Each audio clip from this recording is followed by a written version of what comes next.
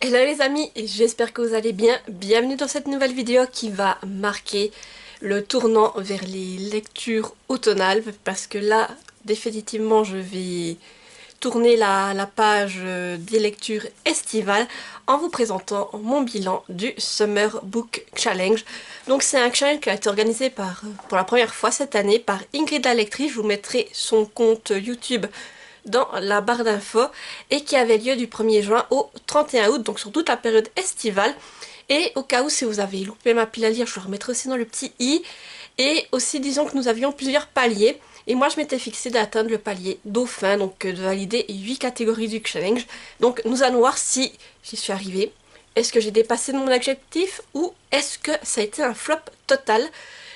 N'hésitez pas à me dire en commentaire ce que vous pensez, est-ce que vous pensez que j'ai réussi ou est-ce que c'est le flop total? À vous de me dire en commentaire ce que vous en pensez. Surtout en sachant que j'ai commencé seulement le challenge le 1er juillet.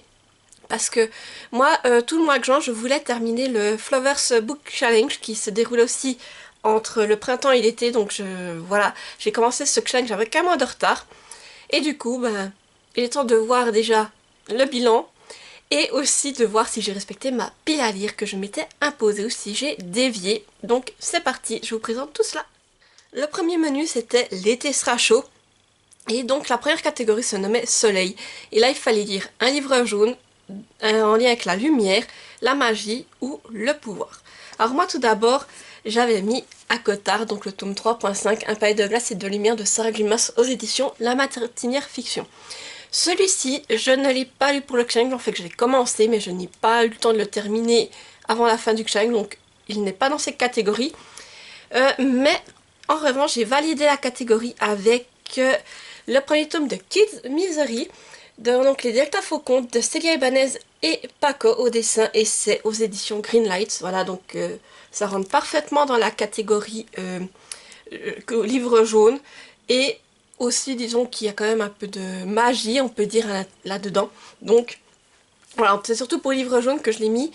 Et alors je vais pas vous refaire les résumés de chacun des livres au cas où, toutes les informations seront dans la barre d'infos comme d'habitude. Si vous êtes intéressé par un résumé ou quoi que ce soit, je vais juste vous parler un peu de mots-clés, j'ai envie de dire. Donc là clairement on est sur un jeunesse dans un monde fantasy avec un peu de science-fiction. Et j'ai trouvé ça vraiment intéressant, la manière dont c'était construit. En tout cas, j'ai passé un très bon moment de lecture. Et aussi, ce qui était vraiment agréable, c'est que vous avez des magnifiques illustrations tout du long du récit. Donc, alors là, je vous ai montré une double page d'images. Mais sinon, le texte, si vous voulez, quand vous avez une double page de texte, c'est illustré même comme ça. Je trouve que c'est très agréable. Et c'est du jeunesse, donc ça passait toujours bien. Et vraiment, quand je l'ai vu avec la couverture comme ça, je me suis dit, bah c'est bon, le livre jaune, ça me valide parfaitement, en tout cas, cette catégorie. Mais j'ai également lu Livy Morevi, le premier tome, Livy Morevi et les passeurs d'âmes de Nathalie Sirac aux éditions Forgotten Dream, que je vous mets ici car je l'ai lu en numérique. Et ici, alors ce livre, je trouve qu'il me valide carrément toute la catégorie, tous les mots-clés, en tout cas, livre jaune, ça passe. On parle quand même, il y a le terme de lumière et qui est abordé. Le terme magie, effectivement, car notre protagoniste se révèle avoir un certain don. Et pouvoir, je pense aussi que ça passe, donc vraiment ça rentre entièrement dans le menu. Et là aussi c'était une lecture intéressante en lien avec les passeurs d'âmes, avec une jeune fille qui va découvrir en fait ce qu'elles sont les passeurs d'âmes et quelle capacité elle a. Et puis là on est vraiment sur son apprentissage aussi, la découverte de cet univers. Et c'était vraiment très intéressant, en tout cas je me suis régalée, j'ai passé un très bon moment de lecture. Et franchement, je vais m'intéresser à la suite de cette saga. La deuxième catégorie c'était mer, et là il fallait lire un livre bleu, ou avec des pirates, de l'eau, des animaux marins ou du vent. Alors, tout d'abord moi j'avais mis Le dernier chant d'une sirène de Stéphanie Scrobala aux éditions Le Héron d'Argent, qui est juste magnifique. Alors malheureusement je n'ai pas eu le temps de le lire. Ce livre, si vous avez suivi mes dernières vidéos, a été reporté dans ma pile à lire du Pumpkin Autumn Challenge, et cette fois j'espère avoir le temps de le redécouvrir. Donc juste pour vous rappeler les mots-clés, nous sommes sur une réécriture de conte de la petite sirène, mais plus vraiment la version conte d'origine. Et nous allons suivre la méchante sorcière des mers. Voilà tout ce que je vous dirai. Mais en tout cas, voilà, j'espère le valider durant l'automne. Et du coup, pour valider ces catégories, à la place, j'ai lu le deuxième tome de Kids Mystery, donc Les voleurs de cristaux. Et là, pareil, nous retrouvons nos protagonistes qui cette fois vont aller enquêter dans un royaume marin où il se passe certains éléments qui perturbent la faune locale. Donc là, nous sommes clairement sur livre bleu, ça passe. Nous avons des pirates à l'intérieur, de l'eau, des animaux marins, voilà. Et même le mot vent, je pense que ça passe partout parce qu'à un moment donné, on va dire nos protagonistes vont devoir voler pour accéder à la zone, donc le vent peut passer si on élargit le thème, mais ça valide tous les mots-clés. Et là, pareil, une très bonne découverte, j'étais contente de retrouver nos protagonistes, de découvrir ce nouveau monde. Et franchement, j'ai hâte de voir ce qui va leur arriver par la suite. Alors là, on était sur un tout... C'est pareil, c'était des très beaux dessins, plus en lien avec la mer, je dirais. Voilà, pour vous montrer. Et nous avions des créatures fantastiques, marines également. Donc, j'essaye de trouver quelque chose pour vous montrer sans vous spoiler. Voilà, vous voyez, quand c'était le texte, là. Et est-ce que je trouve une image, voilà, avec le peuple des mers. Voilà. Donc là, pareil, c'était une très belle découverte. Et franchement, j'ai hâte de découvrir la suite de cette saga jeunesse. Car franchement, ça se lit vite, ça passe bien. Et c'est prenant. Et pour cette catégorie, j'ai également lu Un frisson suisse, donc La jeune fille du lac noir, de Marie Javet, aux éditions Ozo Suisse. Qu'est-ce que je raconte? Voilà, Ozo Suisse, je vous montre la couverture. Et là, pareil, nous sommes, ça passe avec le terme eau, car nous suivons des jeunes qui sont en camp de vacances, d'été, au bord du lac noir. Donc nous avons un point d'eau, donc pour moi ça passait. Et on va découvrir... qu'il y a des mystères autour du camp de vacances, de ce fameux lac noir, tout ça. Et franchement, les frissons suisses, pareil, c'est toujours de très bons moments. En plus, c'est illustré. Alors, c'est un autre, tout autre style de dessin par rapport à ce que je vous montrais auparavant. Mais pareil, ça se lit très vite. Et moi, à chaque fois, je me régale. Et là, pareil, c'était une très bonne découverte. Et en plus, comme nous étions sur un camp de vacances d'été, il n'y avait pas d'autre période pour le lire. Donc, je suis contente d'avoir pu le découvrir. Et franchement, je me suis régalée. La prochaine catégorie, c'est glace, et là il fallait lire un livre qui fait penser à l'hiver, ou en lien avec la neige, le froid, blanc, ou la gourmandise. Alors tout d'abord, moi je m'étais mis Off Campus, le tome 4, The Goal, d'El Kennedy aux éditions Hugo Roman. Je vous mets la couverture ici. Alors, il a été lu, mais pas pour cette catégorie. Vous allez le repasser par la suite, et puis là, en fait, je l'avais mis là-dedans, car tout simplement, comme on parle de joueurs de hockey, ben, je me disais que ça faisait penser inconsciemment à l'hiver, en tout cas à la période froide. Mais voilà, vous le reverrez passer par la suite. À la place, j'ai lu Alfred, un amour de chat, le premier tome, Le duel des cœurs de Dante et Forlini aux éditions Jungle. Je vous mets la couverture ici car c'est une BD que j'ai lue en numérique. Et Alfred, c'était une BD vraiment sympathique avec un côté jeunesse, un chat que l'on découvre qui va devoir choisir entre deux foyers. Donc d'un côté, nous avons une jeune fille qui est quand même assez riche et de l'autre côté, une famille qui vit plus dans la pauvreté. Et Alfred va découvrir les bons côtés, voilà, les bons côtés, les défauts que par chacun des foyers, il va devoir faire son choix. Donc pourquoi je l'ai mis là? Car tout simplement, Alfred, c'est un petit chat qui est vraiment très gourmand et qui pense beaucoup à son estomac. Donc voilà, le terme gourmandise me semblait bien adapté. Et franchement, c'était une BD sympathique, comme je dis, et vraiment, j'aimais bien le style de dessin parce qu'Alfred, j'aime bien le fait que ce soit pas un chat totalement mignon, mais il est drôle, il est... Voilà, ça m'a beaucoup plu. Et ce qui arrive à la fin de ce tome, disons qu'on sent qu'Alfred, il va y arriver pas mal d'autres éléments par la suite et j'ai hâte de découvrir donc la suite de cette BD. Sinon, j'ai également lu Le Frisson Suisse, La dépouille glaciaire de Natacha Farquet aux éditions Ozo Suisse, toujours, je vous montre la couverture. Et là, ben, pareil, ça allait très bien avec le livre qui fait penser à l'hiver, car là, voilà, vous avez vu la couverture. Et en plus, si on a de la neige, froid, car à un moment donné de l'intrigue, on se retrouve sur un glacier. Donc voilà, je veux dire, on peut pas faire mieux niveau froid. Et là, donc, nous sommes sur une enquête pour d'une jeune fille qui, voilà, suite à un corps qui a été retrouvé sur un glacier. Et donc, ce frisson suisse, alors j'ai beaucoup aimé parce que déjà, ben, on a le fait qu'il y ait une dépouille, qu'il y ait une enquête autour de cette dépouille. Et j'ai été vraiment surprise en bien parce que quand je pensais que la première énigme était finie, en fait, il y a une autre énigme qui a commencé et que je m'attendais pas et je me suis dit, ah ouais, ça s'enchaîne là-dedans et vraiment c'était prenant. Et j'ai passé un super moment de lecture et là, pareil, c'est aussi illustré, donc voilà, c'est vraiment sympathique à lire et toujours de très belles découvertes avec les frissons suisses. La prochaine catégorie c'est plage, et là il fallait lire des livres en lien avec les mots-clés sable, désert, oriental, feu, ou participer au Paye ton slip de Il est bien ce livre. Alors, je ne participe pas à ce challenge, donc là déjà, je n'allais pas le valider avec ça. Donc au départ j'avais mis le don d'Anoukis d'Elodie Morgan aux éditions L'Alsacienne Indépendante. Voilà, je mets ma couverture ici car c'était une lecture numérique. Je n'ai malheureusement pas eu le temps de le lire. Et pour quand même valider ce menu, j'ai lu Reine d'Égypte, donc le tome 8 et le tome 9 en manga de Shi Inudo aux éditions Kiun. Je vous les remets également ici car je les ai déjà rangés avec les mangas. Ils sont aussi dans la petite bibliothèque où j'ai tous mes poches et disons que voilà, j'ai un peu la flemme d'aller les rechercher. Donc ici, pareil, Reine d'Égypte, fallait très bien les mots-clés sable, désert. euh, voilà, on est avec cette idée de chaleur, donc pour moi ça va très bien. Et disons que ça m'a permis de terminer cette saga de manga. J'ai apprécié la tournure que prennent ces derniers tomes, il s'est passé beaucoup d'éléments. Et franchement, voilà, je suis contente d'avoir pu découvrir cette série de mangas car les illustrations sont incroyables. Et aussi vraiment l'élément qui m'a beaucoup plu, c'est comme... ah oui, j'ai oublié de vous dire les mots-clés, là on est plus sur de l'Égypte antique. Et on va découvrir le fait qu'une femme souhaite devenir pharaon alors que le titre de pharaon est réservé aux hommes. Voilà. Mais ce qui est aussi encore plus... qui m'a vraiment fait me dire waouh, c'est qu'en fait je pensais que c'était totalement inventé cette histoire et à la fin, dans le dernier tome seulement, j'ai compris que en fait on s'était inspiré de faits réels, de personnages qui avaient réellement existé en Égypte antique et que après la mangaka a repris en tout cas le plus gros de l'histoire, un peu peut-être plus romancé, mais voilà, c'était inspiré de faits réels et là ça m'a vraiment beaucoup plu.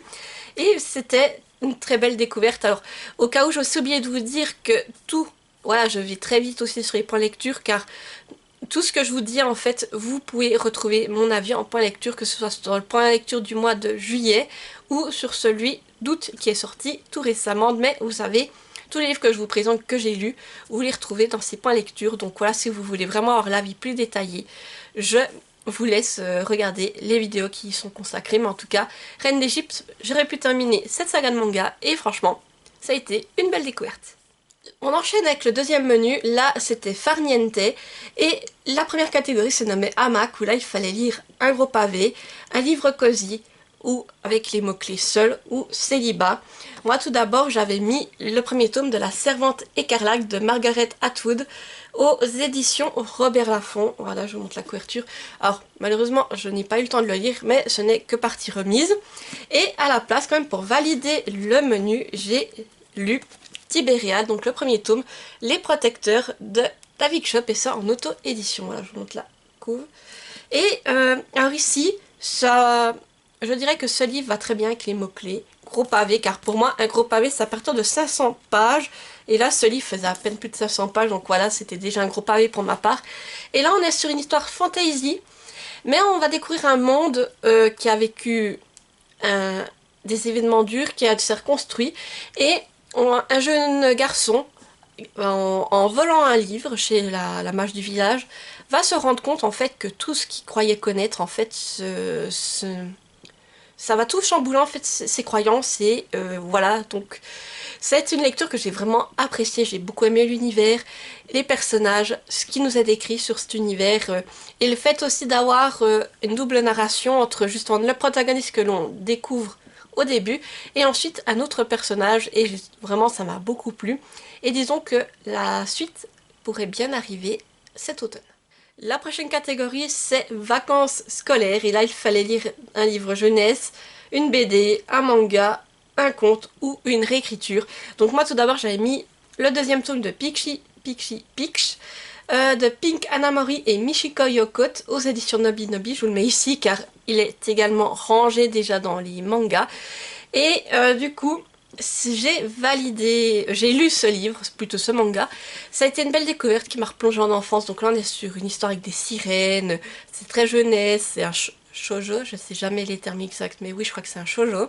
Donc vraiment très jeunesse, c'est agréable et moi ça m'a replongé en enfance, c'était des très magnifiques dessins, je me suis régalée. Et pour cette catégorie, j'ai également lu Constance et les ombres, le tome 1 de Louisa Rousseau et Ingrid Chabert aux éditions Dupuis. Je vous mets la couverture ici car j'ai lu cette BD en numérique. Donc, j'ai oublié de vous dire, le tome d'avant donc validé manga et celui-ci valide BD. Et pour les deux lectures que j'ai faites, justement, ça rentre parfaitement dans jeunesse aussi, je dirais. Et ici, donc, c'était une histoire avec une jeune fille que ses parents couvent beaucoup et que justement ils lui disent qu'elle est malade mais elle se sent pas plus malade que ça et surtout elle a la capacité de voir des monstres et aussi à l'extérieur elle voit des ombres bizarres. Donc voilà pour ce que je peux vous en dire, mais en tout cas moi j'ai trouvé que c'était sympathique comme BD. On va dire que le premier tome posait pas mal les bases, mais j'ai apprécié la manière dont c'était expliqué, tout ce qu'on nous racontait et franchement j'ai hâte de découvrir la suite et je suis vraiment curieuse, surtout que le style de dessin m'a beaucoup plu. Et je me demande comment les choses vont évoluer, surtout qu'on a une assez grosse révélation à la fin de ce tour. La prochaine catégorie c'est croisière, et là les mots-clés étaient voyage, quête, bateau, famille. Tout d'abord, je m'étais mis le premier tome de Rulantica, l'île secrète de Michaela Anoer aux éditions Michel Lafon. Voilà, je vous montre la couverture. Donc comme vous pouviez le voir, on était sur un récit vraiment très en lien avec la mer, toutes ces choses-là. Malheureusement, je n'ai pas eu le temps de le lire et aussi j'oublie de préciser c'est en lien avec l'univers aquatique d'Europa Park, donc le parc Rulantica. Mais je n'ai pas eu le temps de le lire donc ce sera pour la suite. J'ai donc validé ces catégories en lisant Les aventures de Kanako Savada, le deuxième tome à la conquête du chrysanthème de Lionel Tardy avec des illustrations de Sandrine Pilou et c'est aux éditions Fabre. Voilà, je vous montre la couverture. Et là donc ça allait très bien avec l'idée de voyage, de quête et le bateau, car on va dire il y a plusieurs scènes où nos personnages sont sur des bateaux, donc voilà. Ça allait très bien avec ces catégories. Donc là nous sommes sur un Japon futuriste et on va dire qu'on va suivre notre enquêtrice Kanako Savada dans une nouvelle aventure où elle va devoir protéger la nouvelle impératrice du Japon. Voilà tout ce que je peux vous dire. En tout cas, ça a été une belle découverte, franchement.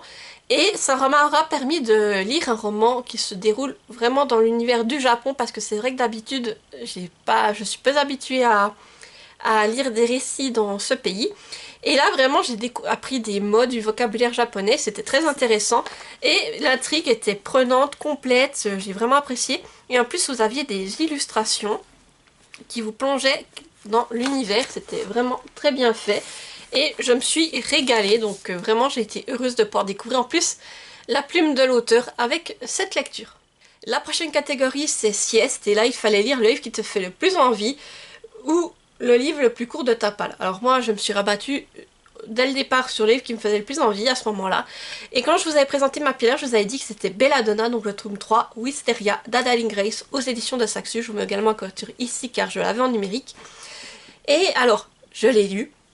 Et comment vous dire, ça a été un immense coup de cœur. Belladonna, nous sommes dans un univers gothique avec une jeune femme qui a la capacité de voir les fantômes et l'ange de la mort, qui ne peut pas mourir et qui, on va dire, se retrouve dans une famille où justement elle va enquêter car on va dire qu'elle voit le fantôme de la mère de cette famille qui est décédée, qui lui explique qu'elle n'est pas morte de cause naturelle, et la fille est justement très malade, donc elle va commencer à enquêter pour découvrir qui en veut à cette famille. Donc on est vraiment sur ce côté, je dis, à la Bridgerton gothique, en tout cas pour les deux premiers tomes. Et ce tome 3, c'est un tome vraiment très lumineux, une romance entre deux autres protagonistes, et j'ai vraiment apprécié ce contraste entre ombre et lumière qui est proposé. Et là c'était vraiment une histoire que je me suis régalée, il y a beaucoup de lumière, c'est très beau, c'est vraiment, j'ai voyagé, j'ai fait beaucoup de choses à travers ce tome et ça s'est terminé par un énorme coup de cœur car je me suis régalée et franchement c'est le tome que j'ai préféré, je dois dire. Moi, le tome 1 j'avais bien apprécié, le tome 2 j'ai encore plus aimé et le tome 3 c'était le coup de cœur et franchement je suis contente d'avoir pu lire cette saga car ça me permet également de terminer la saga Belladonna. Après, on sent qu'il y a des éléments qui n'ont pas encore été terminés, donc il est possible que l'autrice revienne dans cet univers, et franchement, ça y revient, et que c'est traduit, ben franchement, je poursuivrai cette lecture avec grand plaisir. Et le prochain menu se nomme Festif, avec la première catégorie, Feu d'artifice, donc là il fallait une couverture colorée, ou un livre feel good, ou de la science-fiction. Moi, au départ, j'avais mis le premier tome de Noblesse Oblige de Maïwenn Alix aux éditions Slalom, donc déjà pour couverture colorée et pour science-fiction, car nous sommes dans une uchronie. Donc là, on est dans une émission de télé-réalité, mais dans le sens où la noblesse existe toujours à notre époque. Donc, j'ai envie de le découvrir, ça ce n'est que partie remise, mais malheureusement, je n'ai pas eu le temps de le lire. À la place, j'ai lu Princesse Sarah, le premier tome, pour une mine de diamants, d'Alouette, Moretti et Bocato aux éditions Soleil. Je vous mets la couverture ici car j'ai lu la BD en numérique. Et pour moi, disons que je l'ai ajouté là-dedans car pour moi la couverture faisait assez colorée, mais également car on a un côté science-fiction un peu steampunk qui est rajouté dans le récit. Donc pour faire juste vous en parler, je pense qu'on reprend, pour ceux qui ont connu le dessin animé Princesse Sarah, sauf qu'on lui ajoute à côté, là on le reprend en BD, mais on lui ajoute à côté, comme je vous dis, un peu steampunk avec un peu plus des robots, des choses comme ça. Et franchement, moi je me suis régalée avec cette lecture. J'ai été heureuse de retrouver l'univers de Princesse Sarah. Ça m'a vraiment replongée dans mon enfance. Les dessins de la BD sont magnifiques. Et je me suis acheté les autres tomes en numérique pour pouvoir continuer la saga, car vraiment j'ai envie de voir et de redécouvrir l'histoire de Princesse Sarah. La prochaine catégorie, c'est regroupement, et là il fallait lire un roman choral ou avec les mots-clés loup et meute. Donc, tout d'abord, moi j'avais mis le livre Witch and Wolf de Chloé Wilcox aux éditions Addictacy. Alors effectivement ça m'aurait validé, je pense, le mot-clé loup et meute, je pense, effectivement, car nous étions avec des loups-garous. Mais malheureusement je n'ai pas eu le temps de le lire, donc ce sera encore repoussé. Je sais que j'ai déjà présenté dans plusieurs piles à lire, mais bon. Voilà, comme je vous dis, ce n'est que partie remise à chaque fois. Et franchement, il me fait toujours très envie. À la place, j'ai donc lu Off Campus, le tome 4, The Goal, d'El Kennedy aux éditions Hugo Romanche, que je vous mets ici. Et donc là, pour moi, j'ai validé le mot-clé roman choral et meute, si on veut bien, parce que, comme je vous dis, on est sur une idée d'équipe de hockey, en tout cas d'hockeyeurs. Donc pour moi, on peut parler d'une meute en parlant de l'équipe de hockey, voilà. Alors, comment vous dire, là, à chaque fois on suit la romance entre un hockeyeur et une fille qu'ils vont rencontrer sur le campus. Et alors ce tome-ci était dédié à Tucker et Sabrina. Alors c'est le tome que j'ai le moins aimé, disons que même ça a été un peu une déception pour ma part, car vraiment j'ai pas apprécié le personnage de Sabrina. Et l'histoire qui nous est décrite là-dedans comparée aux autres tomes ne m'a pas du tout emballée. Voilà, c'est vraiment celle que j'ai le moins aimée, ça a vraiment été une déception pour moi. Et il me restera le tome 5 à lire et voilà, j'espère que le tome 5 m'emballera davantage. La prochaine catégorie c'est fête, et là donc les mots-clés sont fantasy, petit peuple, troll, lecture commune ou vampire. Alors tout d'abord, je m'étais mis Belle Morte, le tome 1 de Bella Higgin aux éditions Hachette, que je vous mets ici car je l'ai en numérique, et là c'était en lien avec le mot-clé vampire. Malheureusement je n'ai pas eu le temps de le lire, le livre me fait toujours très envie, mais ce sera reporté pour une prochaine fois. Et à la place, en fait, j'ai lu Cassidy Blake, le tome 3, Le Pont des Hommes de Victoria Schwab, aux éditions Lumen, que je vous mets aussi ici car je l'ai lu en numérique celui-ci. Et là, ça me valide clairement le mot-clé lecture commune, car nous avons fait toute la saga Cassidy Blake en lecture commune. Alors, ce tome 3, franchement, je dirais que c'est le tome que j'ai préféré, car nous avons une enquête qui est vraiment prenante. J'ai adoré l'ambiance où se déroule le livre, car cette fois Cassidy on la suit en Nouvelle-Orléans, donc on a cette idée de fantôme qui est vraiment bien représentée, et le fait que les gens vivent en côtoyant le paranormal. Et oui, c'est vrai que je vous ai pas dit en fait de quoi parle les livres. En fait on suit une jeune fille qui après avoir frôlé la mort a la capacité de voir les fantômes et de pouvoir entrer dans le monde des fantômes. En fait c'est comme si elle tirait un rideau et qu'elle passait dans l'univers des fantômes. Et voilà, on va la suivre, et son meilleur ami est un fantôme également. Voilà tout ce que je peux vous dire. Mais voilà, ce tome 3 de Cassidy Blake, ça m'a également... De Cassidy Blake, qu'est-ce que je dis? Ça m'a également permis de terminer la saga pour le coup. Et comme je vous dis, ce tome 3 a été celui que j'ai préféré et je me suis régalée en le lisant. Vraiment une très belle découverte. Et si vous avez envie de découvrir l'autrice Victoria Schwab, ou Vie Schwab, plutôt dans un style jeunesse, je vous recommande cette saga. Et la prochaine catégorie c'est Amis. Là il fallait lire un livre où il y avait du Friends to Lovers, des elfes, où on parlait de LGBTQIA+, ou d'extraterrestres. Tout d'abord je m'étais mis Le Palais des Automae, le tome 1 de Nina Varela aux éditions de Saxus que je vous mets ici car je l'avais en numérique. Je ne l'ai malheureusement pas lu et celui-ci m'aurait validé la catégorie LGBTQIA+, car en fait nous avions une romance FF à l'intérieur, donc voilà, pareil, il me fait toujours très envie. Ce sera pour la suite. À la place, tout en restant dans la catégorie LGBTQIA+, j'ai lu Le Papillon de Paris, Le rêve d'un misérable de Franzo Pizarro aux éditions L'Alchimiste. Voilà, je montre la couverture. Et disons que je ne peux pas trop vous en dire pourquoi ça valide le thème, parce que ce serait vous spoiler certains éléments. Mais tout ce que je peux vous dire, c'est qu'effectivement, il y a un lien avec ce que je viens de ce thème dans le livre. Et là, on va suivre un petit enfant qui est passionné de danse, mais qui vit dans la pauvreté. Et on va dire que sa vie n'est pas facile, on va le découvrir. Comment est-ce qu'il vit, surtout que nous sommes dans le Paris en 1888. Voilà tout ce que je peux vous dire. Pour moi, ça a été un coup de cœur également cette lecture. Vraiment un livre très émouvant. Franchement, c'était très beau.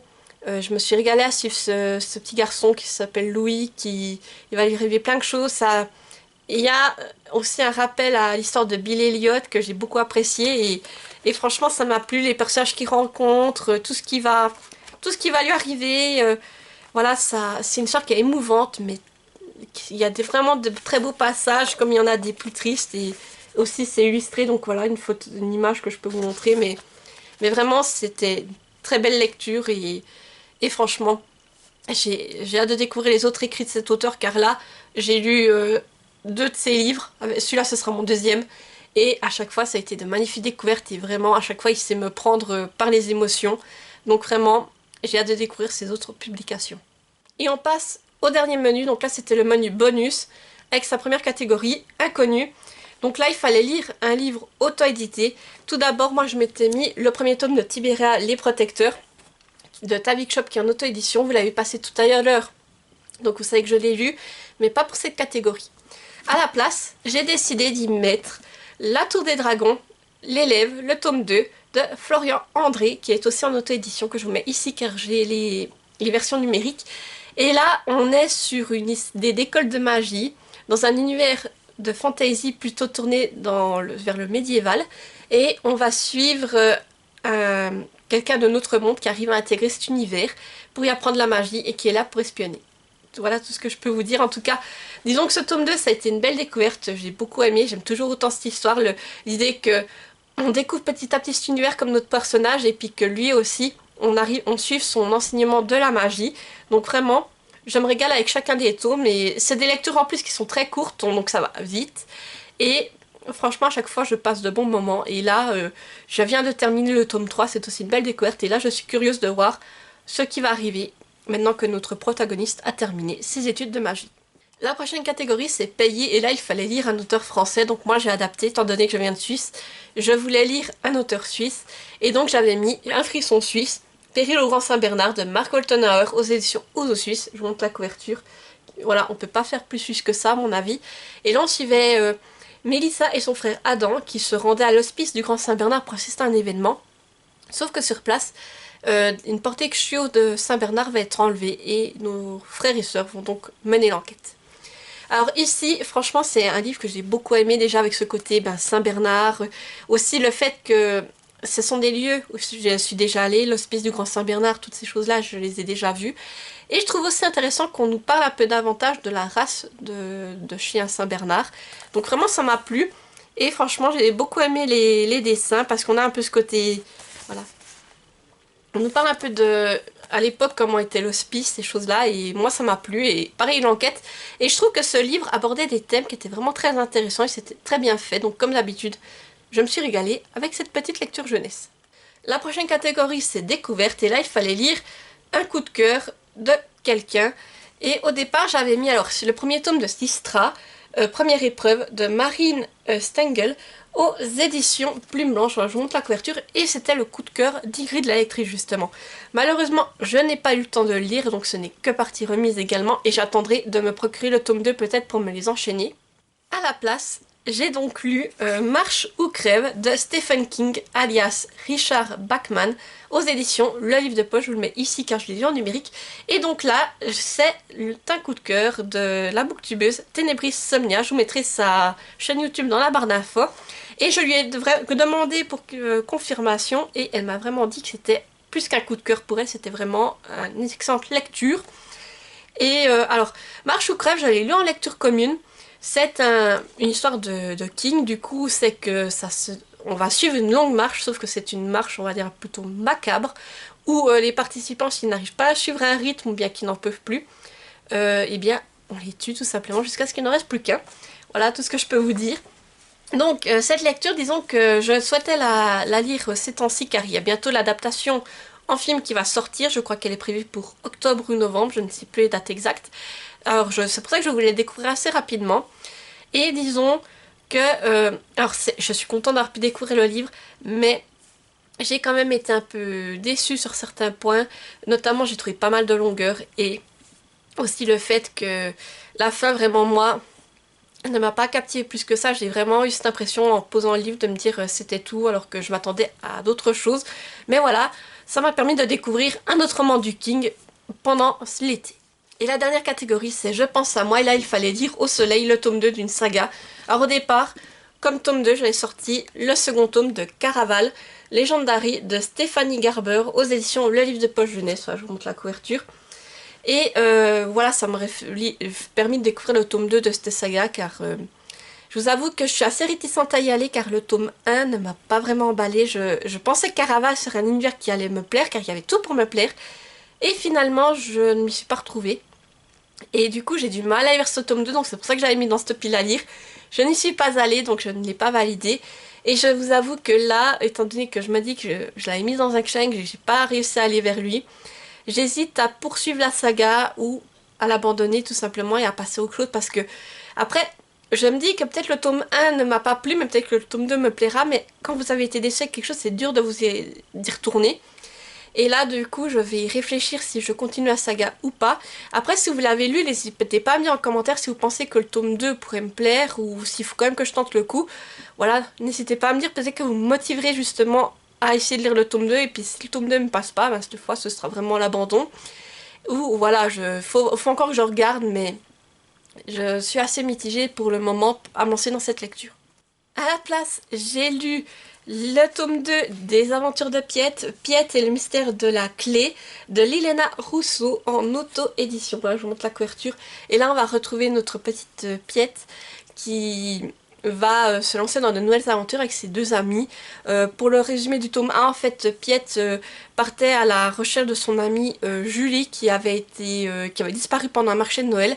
Et elle découvrait un univers fantastique, avec plein de créatures surnaturelles, j'ai envie de dire. Donc dans ce deuxième tome, j'ai passé un très bon moment de lecture, c'est une lecture jeunesse qui se lit très vite, c'est très agréable.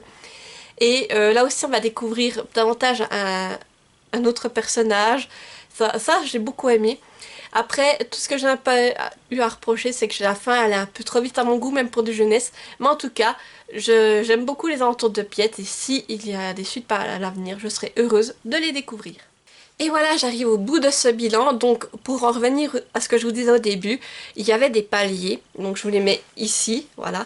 Donc, il y avait la catégorie petit poisson, dauphin ou orque. Au départ, comme je vous avais dit, moi, je visais le dauphin avec 8 catégories de validées. Finalement, comme c'est un carton plein, comme vous avez pu le voir, eh bien, du coup, je suis au palier orque avec 12 catégories. Je vous avoue que l'orque n'est pas l'animal que je préfère, j'aurais préféré être un dauphin, mais voilà, j'ai pu valider toutes les catégories. Et je suis satisfaite de mon challenge de l'été. Alors, c'est vrai que j'aime beaucoup bien les challenges qui se déroulent sur une saison complète.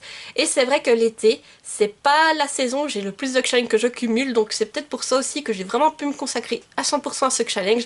Et vraiment le valider, valider toutes les catégories. Mais en tout cas, je suis contente d'avoir pu le faire. Je remercie Ingrid de nous avoir proposé ce challenge. Et j'espère qu'elle le refera l'année prochaine. Mais en tout cas pour moi, voilà, c'est une réussite. Je suis contente.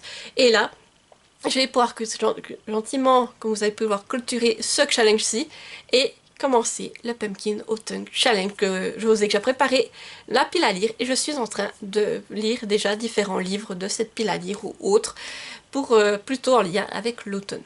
Voilà, alors n'hésitez pas comme d'habitude à mettre un petit commentaire pour me dire si vous aussi vous avez participé au challenge, quel palier vous avez atteint et s'il y a des livres que je vous ai présentés, que vous avez lus, ce que vous en avez pensé, ou d'autres livres que je n'ai pas pu lire pour le challenge et que vous avez lu, n'hésitez pas à me dire ce que vous en avez pensé. Et qui sait, peut-être que vous me motiverez à y sortir plus vite de ma pile à lire. Sinon, si vous êtes trop timide pour laisser un commentaire, laissez-moi un emoji. Donc là, vous pouvez me mettre un emoji en lien avec l'été, donc soit un soleil, un parasol, ou un emoji en lien avec un des livres qui vous a plu, tout simplement. Et comme d'habitude, n'hésitez pas à mettre un petit pouce en l'air pour soutenir la vidéo, à activer la petite cloche pour ne pas rater celles qui vont suivre, et à vous abonner car ça fait toujours plaisir et ça soutient la chaîne et ça peut permettre aussi à d'autres personnes de la découvrir tout simplement. Voilà, sur ce, je vous dis à tout bientôt pour une nouvelle vidéo et portez-vous bien. Bye bye!